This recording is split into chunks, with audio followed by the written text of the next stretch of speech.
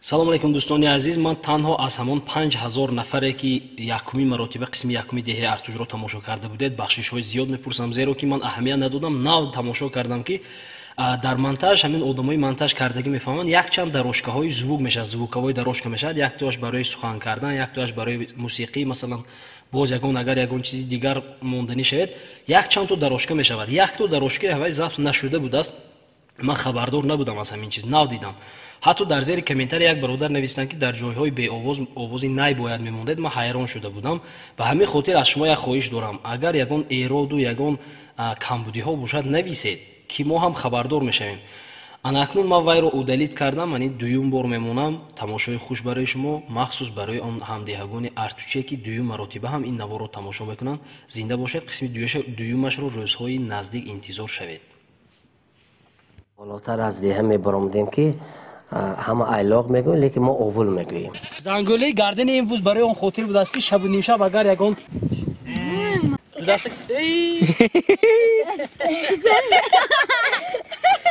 بگذار مردم دنیا بینن که همه خیلی جا داریم، مردم بیان استراحت کنن. پرویزه بیچاره کم بغل اگر عاشق شود Очень нравится, очень хорошо у вас. Уже в 3 дома позвали, чаем поили, арбузом угощали. То в дорогу хлеб держи. Короче, тут без гостеприимства точно не останешься. Да. Так. Люди добрые.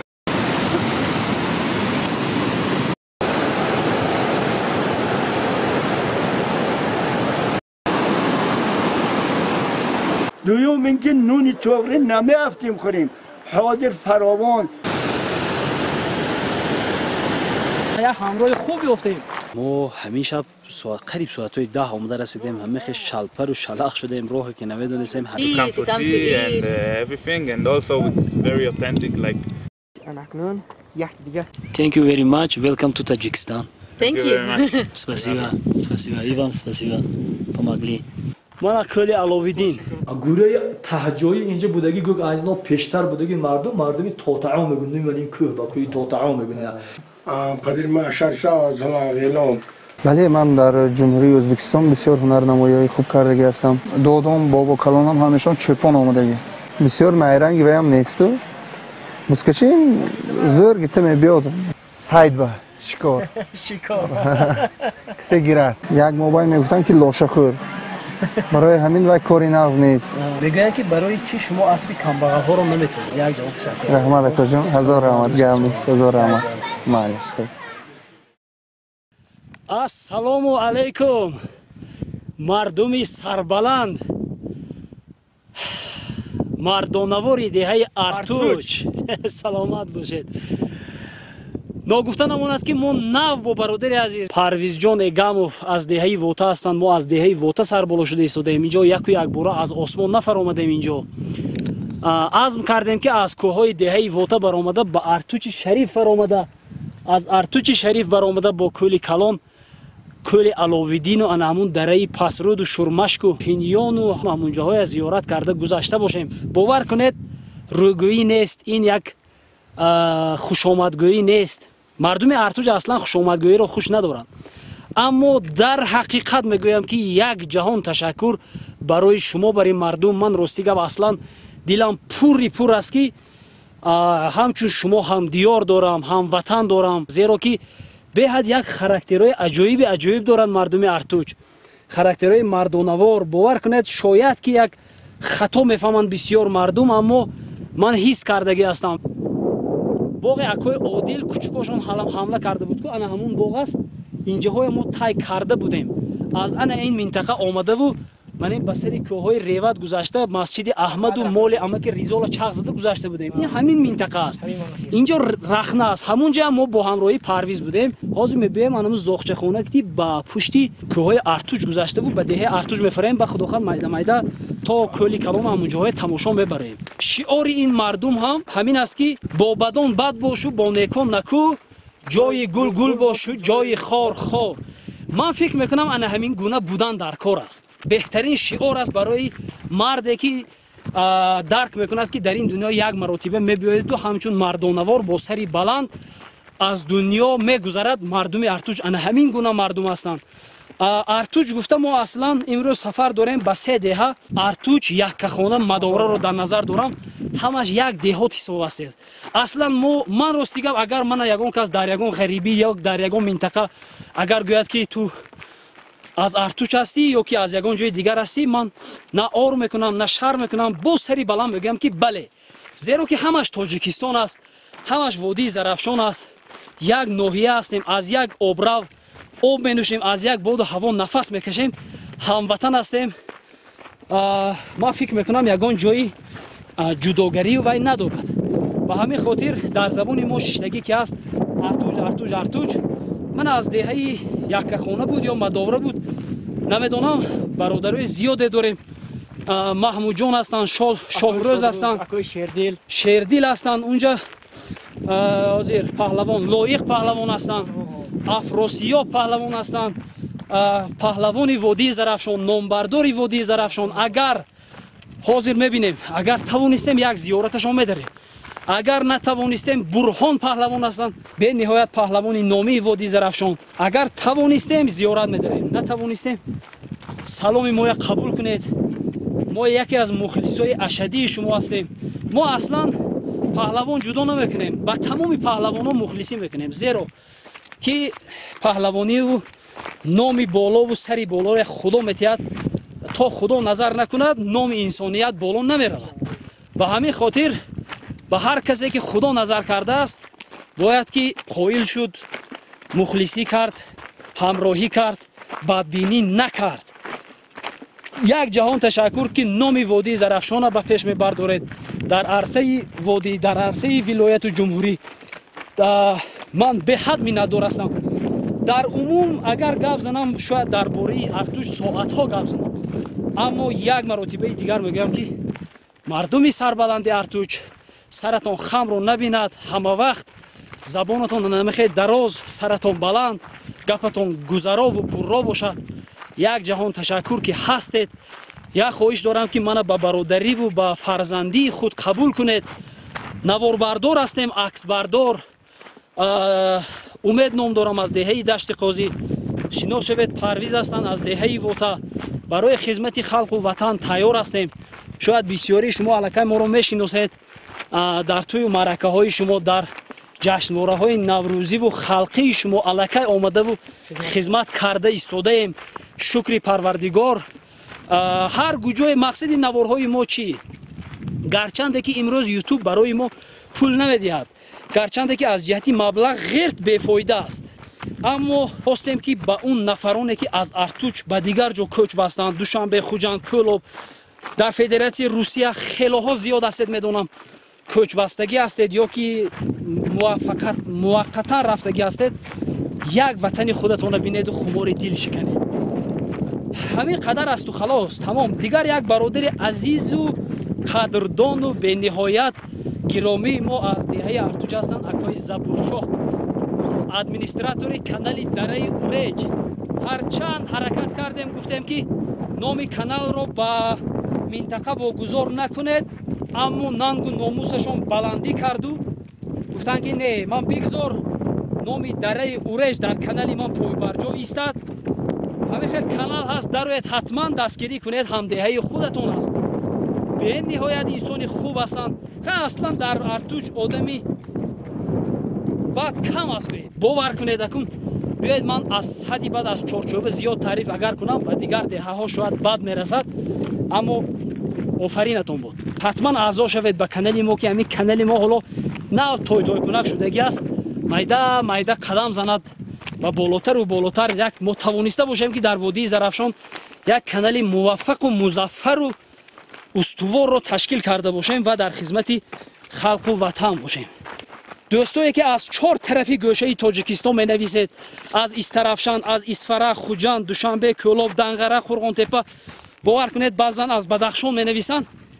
сари ман хоки қадамҳои шумо. Як бандаи кӯчаки каминае ки аз дастам танҳо наворгирӣ аз ҳамин гӯшаву диёрҳои ватан мебиёеду халос, дигар чизи дигаре хубӣ кардан наметавонам.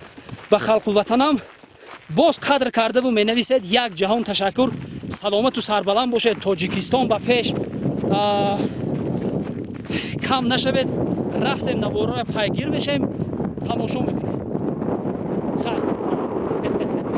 من اینجا همون مسجد احمده که در نوارهای پنجرود آمده بودیم، یعنی رخنه که همون چوپان ها گفتگی بودن. اطراف تماشا کنید، خواه ششقتی باشد، خواه پنجرودی و زیری حساری و کلالیگی و هر یک هموطنی که هستید وطنتون تکرارن تماشا کنید، خمار دل شکنید. از دستی من می آمدگیش همین قدر است و خلاص برادرای من. همه اون معلومات هایی که درباره ده ارتوش پیشکش شما میگردونه ما از کتاب ارتوشنامه استاد عزیز مصباح الدین نرزیقور دسترس کردیم. شما میتوانید که پرتر درباره ده ارتوش از همین کتاب مطالعه کرده باشید. تاریخ پیدایش ده ارتوش چنانکه از نام ده توپونیم های موضع های جغرافی اطراف آن مرغ، پاغر، شاغر، پوتورز، تفشی، اوروز، اوریج، غشکن، نسی، کنتود، غونگ، وغنیچ، ارغایق، فرق، خومت، جرغوت، راغ، نیمراغ، ریغ، زریغده، اریغده، زغوته، دروغنه، غوچوب، پیراغده، غوت، مرغزور، مرغب، چقیل، غیلیدن، غیلاندن، غوتیدن، چغیدن، ایغوغر و غیره برمی آید. تاریخ قدیمه دارد. اما در خصوص پیشینه دوری آن سندی تاریخی مکتوب در دست نداریم. از روی قرینه های معلوم خدمت زمانی ده ارتوش حد اقل تا تاریخ موجودیت روح ابریشم برابر می آید. این همون پیراهایی که با کلانای ما و شما همین راههای به ماشین با خر و خنگیل به دهه های واته و ریود و ششقد و دیگر جاها طی می‌کردم، ما امروز طی کردیم، همین راه عبور کردیم. خدا و شکر. خدمت تاریخی ساکنان نخستین دهه تا توایی ها به قول به عصر 13 راست می آید.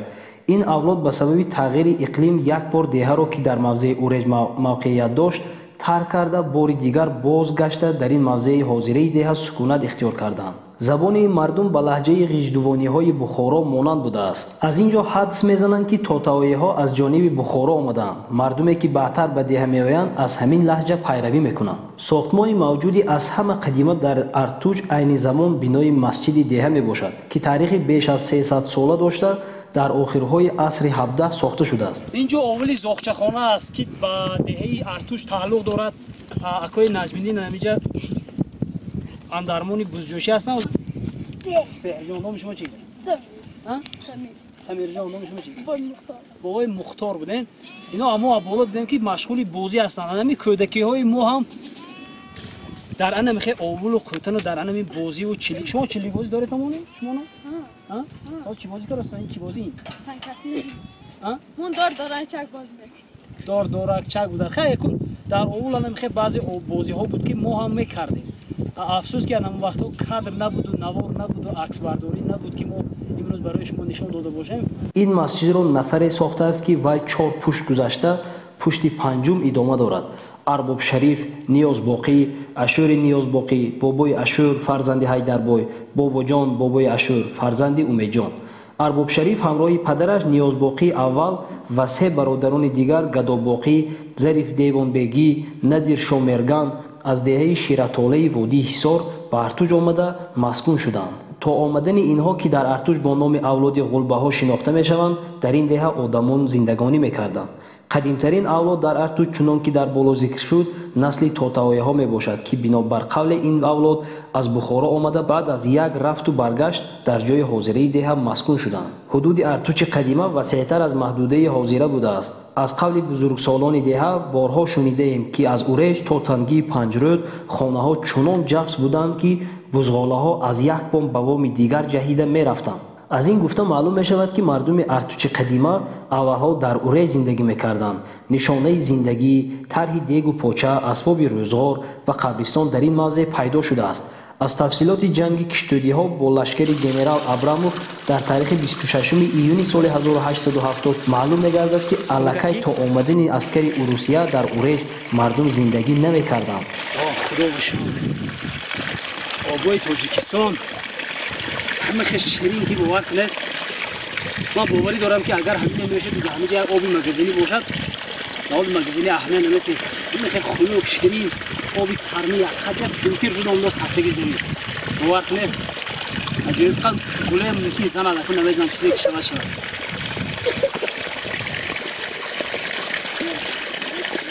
در میان مردم دهه چنین عنعنه از قدیم تا امروز رایج است که در ماه‌های تابستان аксар хонаводаҳо ба молҳои худ ба овулҳо мебароянд. овул аз маҷмӯи чанд каппаҳое иборат буда ки ба таври махсусе сохта мешуд. овулҷойҳои машҳури артучиён мавзеъҳои зерин ҳастанд: Нови оби боло, Нови оби полён, Шахи момо, Пастии Холмурод, Пастии Шариф, Пастии Шукур, Пули Обчука, Акка, Рӯи оби боло, Таги остонаҳо, Замини дароз, Сари қӯруқ, Ҳомод, Уроз, Сӯхта, Тӯшқоқ, Хиши ноката, Сабзи пая, Ғӯшканд, Чиқилак, Мушаҳо, Оби патон, Шаршара, Зохчаҳо, Зохчахона, Тангдара, Қарако, Уреҷ. Яке аз машғулияти асосии мардуми деҳаи Артуҷ чорвапарварӣ мебошад.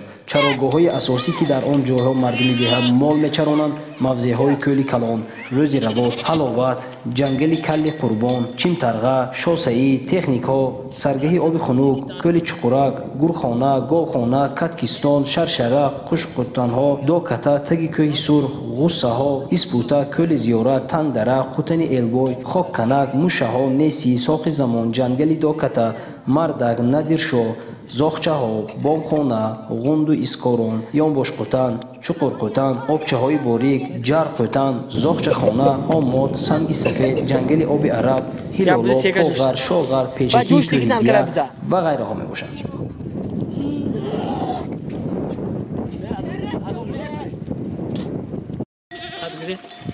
зангӯлаи гардани имрӯз барои он хотир будааст ки шабу нимшаб агар ягон мол тӯрад ё хеста ягон ҷо раҳсипор шавад, аз ҷирингҷиринги гардани ҳамин чӯпон мефаҳманд ки мол ё тӯрид ё гурехт ё мол кадом тараф гӯлак шуд. яко да якта бастаги мешумо ё чандта бимӣ? дута. ин серка барои чи ман да серка мебандам? пешпеш мол мегардонам серка дар ҳақиқат. занголи мактаб де? занги мактаб ёдам омад. пешпеши мол мегаштад, мол куҷо рафтод, кадом тараф рафтод, ҷиринг хабардор мекунад. Маладес. Офарин. Яъни ана шир. ин ка бузи меҷӯштиги мешинохтан худашон.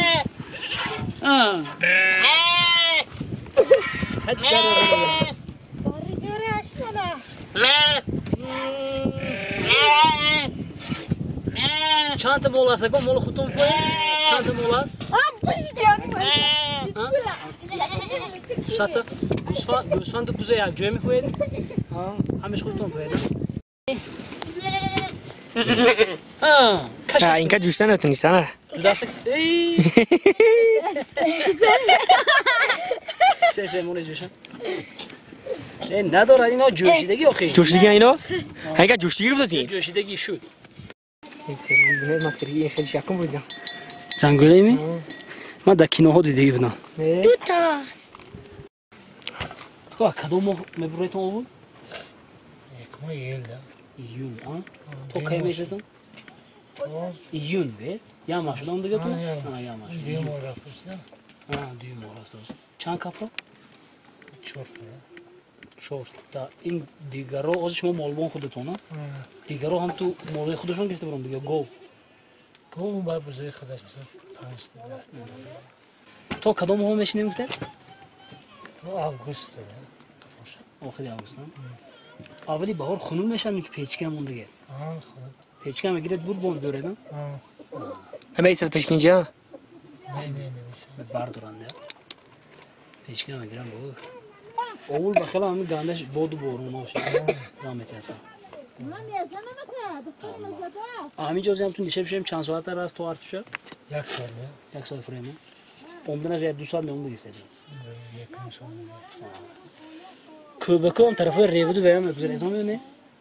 بگذار ادام نزدیک من یک خدمه اون دفعه من گذشت بدیم 5 روز برونده چه خیلی گفتیم در کوههای تاجیکستان با وقت نت گوشنه نمیماند من اکم بینید من اینا قایماقی روی شیر میگونم شیر یعنی قایماقی روی جرغات می قایماقی روی جرغات یعنی خودی جرغات یعنی چای علابی در کوهستانی تاجیکستان اکسپریمنت شرط نیست حتما یا پیاله چای میکنن بعد گسیل میکنن یک جهان تشکر اکو کم نشود و مول و حول و قوتنتون پروردگار برکت عطا کند اکون بسیاری ها شاید نمیفهمند یکی برای آدمی رهگذر این چیزا طلا میتابد یه حلاک و پرتا گوشنی و تشنه میگذارد همین چیزا مردمی تاجیک ما بسیاریش نکی روایی میکنن راستی گپ یا پیاله چای یا برده نان قیمق واحد جان زاغچه خانه حتما. در دهه ارتوش هنری آوازخوانی خاص خانواده قناعتزاده هاست. فرزندان ملا قناعت بابای ندیر، خال مرزا، محمد علی، ملا امین، محمد رقیب و هر کدام به اندازه های گوناگون هنری آوازخوانی داشتند. محمد ربیق در نینوازی هم مهارتی ستودنی داشته است. او چوپان بوده و همیشه همراهش نی میگردانیده است. با همین مناسبت است که این اولاد را بعضیها اولاد نینواز هم میگویند. از این اولاد مذکور خال مرزایف قناعت و ربیقov استدقول همچون آوازخوان آوازی بینهایت مرغوله‌دار دلرس داشتند. خال مرزایف قناعت که در 40 روزگی از پدر مانده بود، در میان فرزندان ملا قناعت بیشتر به موسیقی علاقه داشت. دیگر پسران ایشان عنایت، سید علی، دولت علی و علیشیر هم آوازخوانی میکنند و هم اسباب‌های موسیقی رباب، دوتار، دایره، غژک می‌نوازند. سالهای پیش برادران مذکور در یک جایگی توی‌های همدیگران را می‌گذرانیدند. هر کدام از نفران مذکور استعدادی مخصوص به خود را دارند، ولی در این میان مرحوم عنایت قناعتزاده علاقه و دلبستگی مخصوصی به صنعت موسیقی داشت. برای خود اسباب موسیقی درست می‌کرده است و هنگام 4 سال خدمت اسباب موسیقی همراهش بوده است. بعد از ادای مهلت خدمتی عسکری از ماشین فرآمده به خانه رباب زنان و سرودخوانان وارد شدن او را نقل می‌کنند. از دبیرگان محمد ربیق در زمان بچگی در دهه عبدالمطلب آوازخوانی میکرد و رباب را خوب مینواخت. عبدالبدیع و عبدالشافع نیز از هنر نوازندگی و آوازخوانی برخوردار هستند. علیشیر قناعتزاده آوازخوان کسبی بوده، معلومات عالی موسیقی را دارد. عین زمان تا به درجه هنرمندی شایسته جمهوری تاجیکستان سبزیده، سروری دستی هنرهای ترانه و رقص فیلارمونی دولتی تاجیکستان به نام اکاشریف جوریف را به عهده دارد و ما این چنین خواستیم که با همین آوازخوان مشهور دهه ارتوچ یک صحبت آراسته باشیم. علیشیر قناعتزاده 9 ینوری سال 1969 در دهه ارتوچ شهر پنجکین تولد شدند. سال 1986 مکتب میانه را ختم نموده. سالهای 1987 1989 در صف قوه‌های مسلح اتحاد شوروی خدمتی سربازی را در شرق دور ادا کردند. سال 1989 به فاکولته موسیقی آموزگاری دانشکده دولتی صنعتی تاجیکستان به نام میرزا ترسونزاده داخل شده. سال 1994 آن را با دیپلم اعلی ختم نمودند. هنگام تحصیل در دانشکده با سرپرستی استادان ورزیده کریم حلیموف، ابوبکر زبیدوف، عبدالرحمن حسینوف، شیر محمد حبیبوف، بهرالله نرزاللهیف، خیرالله لطیپوف و دوشنبه قشقروف از تعلیم موسیقی حرفه‌ای واقف شدند. با راخت دانشکده سال 1994 به فیلارمونی دولتی تاجیکستان به نام اکاشریف جوریف به کار آمده به حیث آوازخوان در انسامبل جوانی به کار شروع نمودند. در این کاخ هنر در همکاری با آوازخوان‌های نامی ظفر نازیموف، جوریبک مرادوف، افضلشاه شادیف، خاصیتی زرفشانی، مرادبک نصرالدینوف، عبدالمجید بردیف و چیلخان خالوف مهارت خود را صیقل دادند. تا به امروز در صحنه هنری آوازخوانی با موفقیت برآمد می‌کنند و در تربیت شاگردان نیز سهم فعال دارند. علیشیر قناعتزاده در انتخاب متن و ایجاد آهنگ نقطه سنج و باریک‌بین هستند.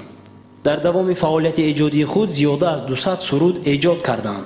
در بدیهه‌خوانی نیز مهارتی بلند داشته بیش از 20 بدیهه را آهنگ بسته و سراییدند. در برابر سرودهای با زبان مادری سروده تا امروز 15 سرود با زبانهای هندی، ازبکی، قرقیزی، عربی، فلسطینی، روسی، قزاقی، ترکی، ترکمنی و آذری سراییدند. سرودهایشان به مانند مادری سرمد، وطن اسرار سامانی، دمساز باش جامی، گلاندام سامانی، یاد عاشق لایق، جهان مادری کمال نصرالله، گلپری به دهه سامانی، دولت دنیای سید جان حکیمزاده، دلم ماندی سید رضا و غیرها پیوسته ورد زبان مردم بوده خیلی مشهور گشتند. علیشیر قناعتزاده از سال 2016 تا به امروز راهبر انسامبل ترانه و رقص ارغوانی فیلارمونی دولتی تاجیکستان به نام اکاشریف جوریف را به عهده دارند.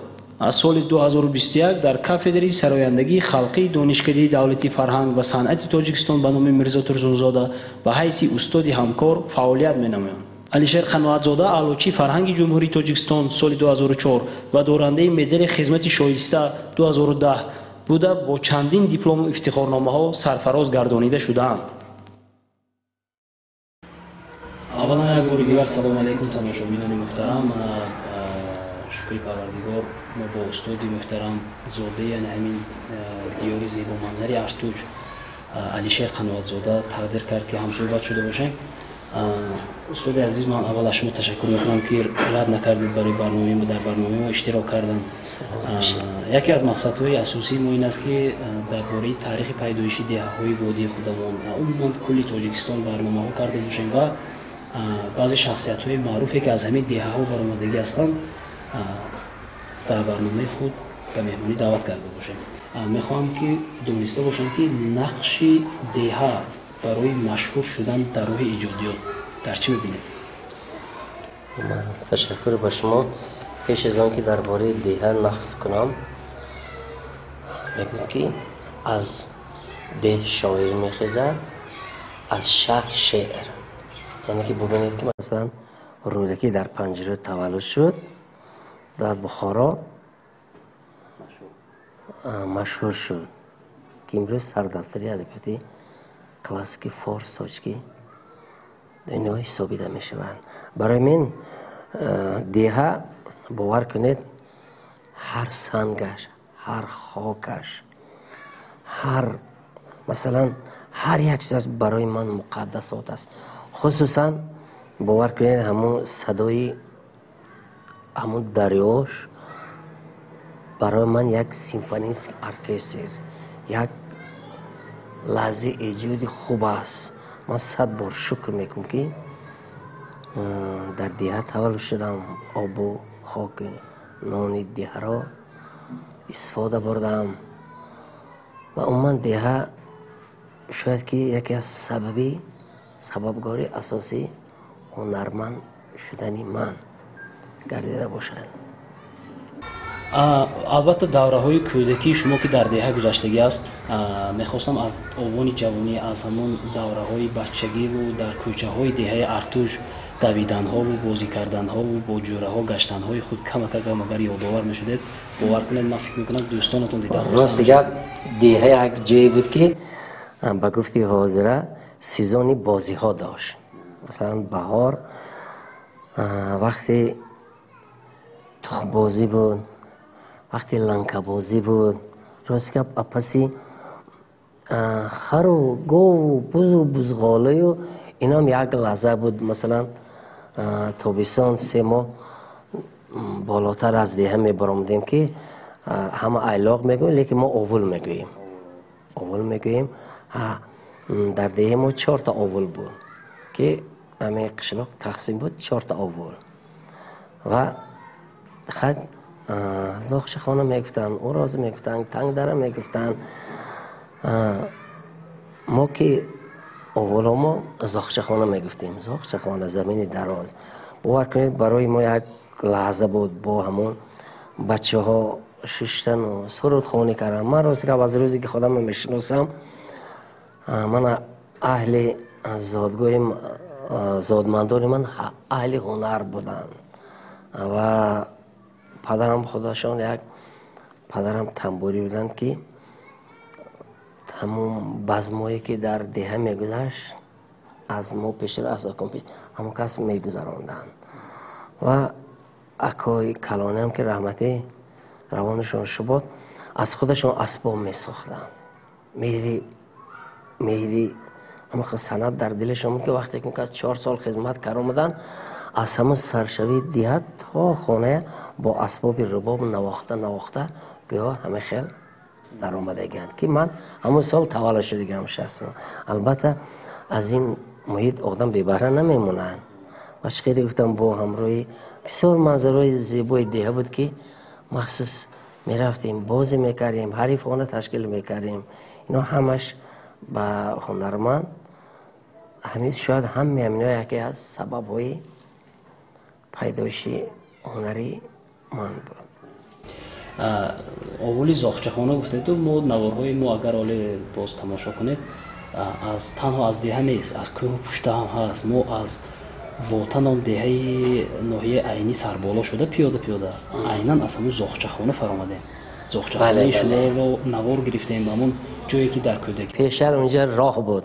аҳли деҳа ҳамун ривадовай ҳама хел аспаки мерафтанд меомаданд. як ба гуфти мардуми мо як мурду зинда мегуфтанд, ҳатман ба ҳамон роҳ рафта меомаданд. барои ман ҷолиб аст ки охирон маротиба дар хотир доред ки кай дар зохчахона будед? бале 30 сол пеш ҳамроҳи оилам, модари оилама, модаросима дидан рафтем зохчахона. ҳамун лаҳза бовар мекунед вақте ки рафтам ҳамин تصور کردن با حالی ما همون گودک حتی با اویلی هم نشون دادم من همی سنگ دیدی همی جوی ما همی سنگی که میبین همجا ما قند میکفتیم هم خیلی بازی میکردیم هم حاضر خود پدرویستم چپانی همونجا بودن همین لحظه حتی نقل کردم که من با پدرت میرفتم اون کس یک لحظه عجیبش بود که من بچه بودم وقتی که دیدیم یک خرگوش اومد میگم اما آخی پرانه شما گفتن برای چی وقتم خرگوش باید تولد کنن کس همه قرار نازک و وای بودن همون لحظه به خاطرم بیاد گمان میکنید که همون کودکی لیکن با بقفا نگاه میکنید که علاقای 30 سال رفته است چی مانده است بسیار یک کوههای فراخ و بهشت‌آسا دارد ارتوج راستی به حد گشتیم کوه ارتوج مخلصی کدام حافظ ها هستید همه هنرمنده که خودشون ایجادکارن دوست میدارم و مثلا برادر خودم هم انستیتوت صنعت تمام کردن وقتی که اونایی میدیدم منم آرزو میکردم که همراه اینا باشم روز میشوره باشد هیچ خاطرم نمیرد سیمفونی یا که 5 میخوادم یا 6 میخوادم یک برنامه رادیو بیشتر رادیو گوش میکنن برنامه در اونجا استاد مرادوف مسئول ارگاه و خاطرم نیست 2 نفری دیگه صحبت کردم من همینجا گفته بودم که ببینید هم وقت فرشته امید کرد همین روز میشد که من با همین هنرمندا از نزدیک میدیده باشم و همین چیزی همین نیتم خیلی شکر خداوند عملی گشت و با استاد مرادوف هم گفتم با اپی مسانم گفتم که من همین خیلی من نیت کرده بودم ببینید نیت نمی دولت میگن شاید همون وقت فرشته چیکارن همون لحظه‌ای که بود که یاد میکردم داخل سرودهای خودتون به خودتون کدام سرود سخت معقول است اکنون سرود خود ایجاد کردن یعنی که فرزند خودش یکون پدر و مادر فرزندش جدا نمیکنن این حواله به مخلصان است که کدام سرود قبول میکنن شخصا نگفته نماند که من راستی گپ سخت مخلصی همون سروده هستم که با نام علم کند شاید باشد نامش میگونه سرود است بالانشین اگر شود نادان علم کند من سخت بخواستم که در اطراف همین سرود کمک صحبت میکردید که چگونه ایجاد شد کی ایجاد شد کی خوندید چی سبب شد که به همین سرود اگه هنرمند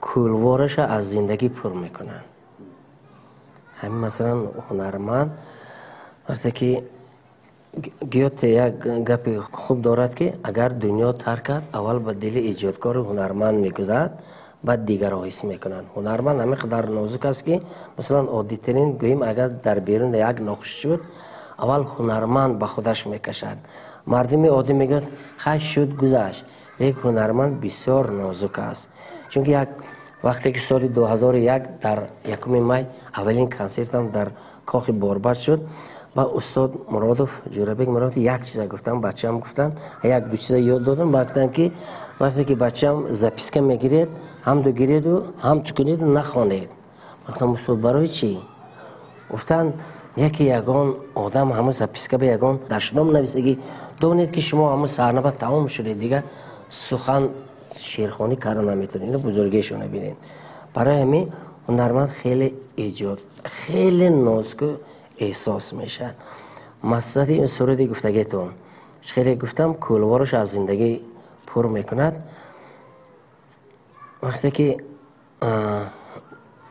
در مسکو من هر سال قریب برای ماجرا میروم برای کنسرت و برادر عزیزم یک تا فیروز نظام‌الدین هستن همین سرودای پیشنهاد کردن همون سرودی که مقالت میشد همه گویا که جوش با آهنگش پیدا میشد اونی که به دلتون برمیاد بابای همون درد زمانی دردی همون محیط میگن شاید همین چیزا هست که همون سرود انتخاب کردم شاید مردم سیاسی گویند لیکن من یگان جای سیاسیش نمیبینم این سروده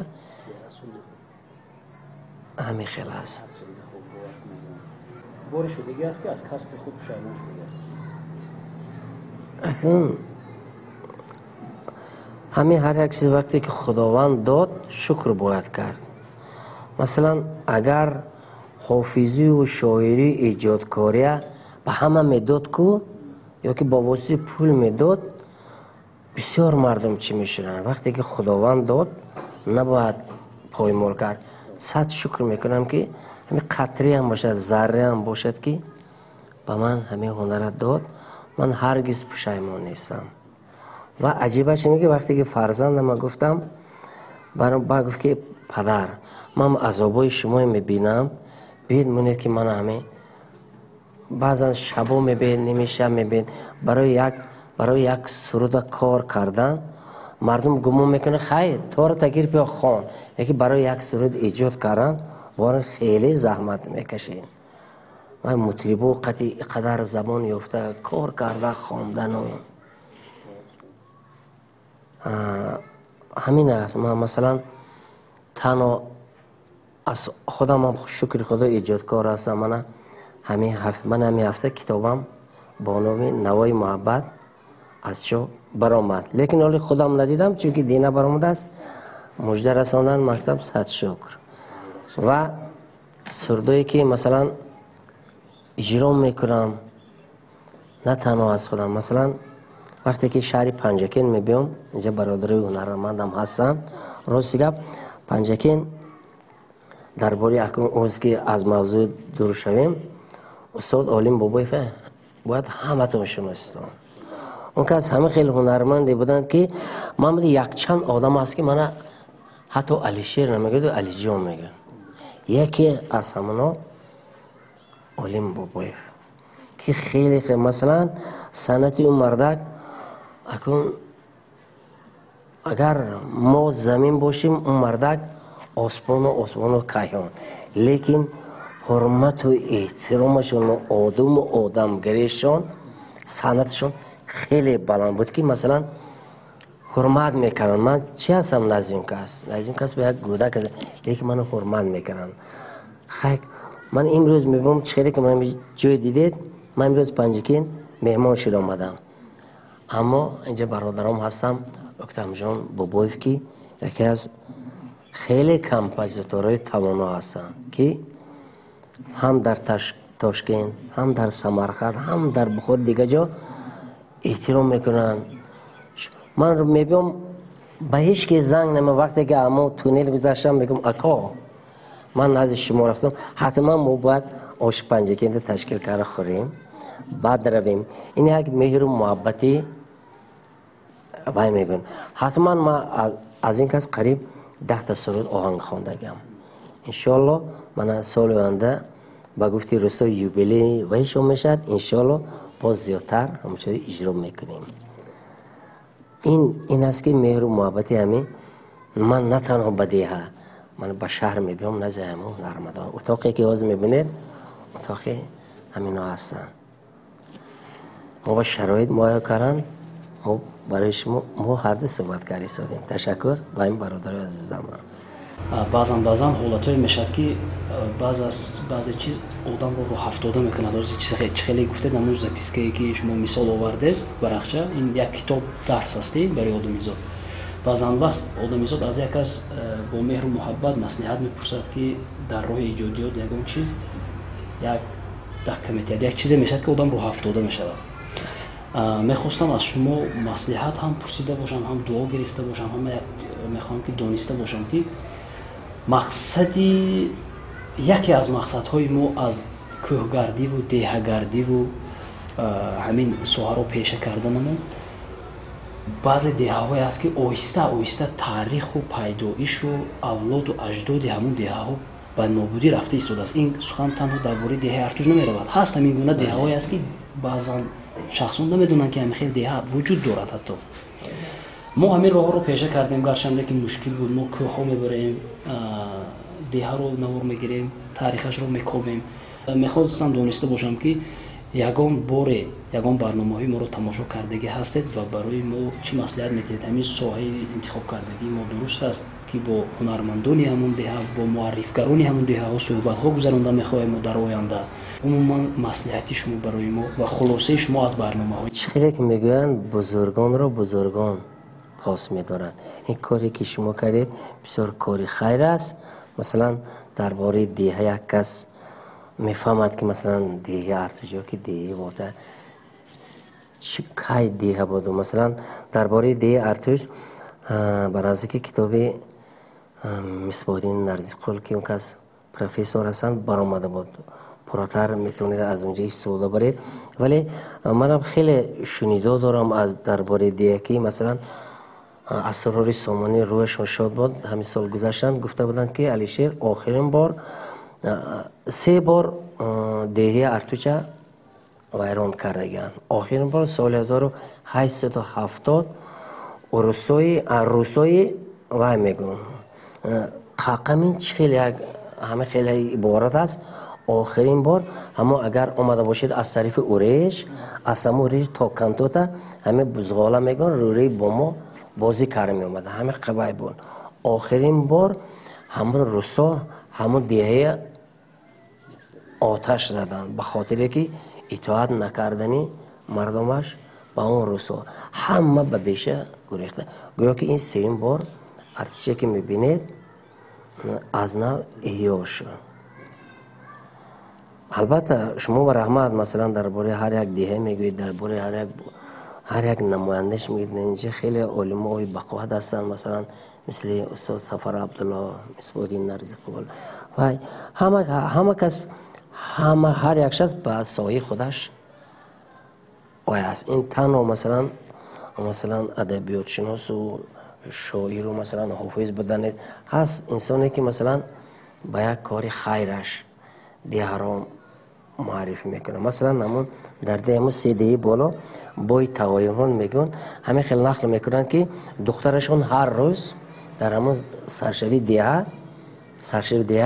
ҳар рӯз ду оташно мегӯн нон мекардану меҳмон гусин хеле саховатманд буданд ки ман 3 пора қишлоқаш ҳамон говои колхозӣ асбои колхозӣ бузугусон ҳама аз ҳамон кас мондагӣ ба кори то ҳол мардум аз берун ёд мекунанд ки ҳама хел инсон буданд ки ҳама хел хайру саховатманд. барои мин шумо ба раҳмат ки ҳамон чизое барои мардуму дигар бор дигар муаррифӣ мекунед. ташаккури зиёд. дар охири барнома мехостам таманниёти шумо барои мухлисон ва ҳам махсус ҳамдиҳагони худатон ва агар имконият бошад намедонам аз кадом мавзӯъ бошад як суруд барои мухлисонатон. ташаккур. ман як чиза фақат мегӯм. ман ҳар сол шукр ба тобистон мегӯм ҳатман 10 рӯзам бояд кӯли калон багузаранд. ба гуфти русо дики природа бо ман зиндагон мекунам. бояд ки ҳамин соф ҳамин мисли ҳамин чӣ хел гум як зиндагонӣ кунед ки роҳат кунед.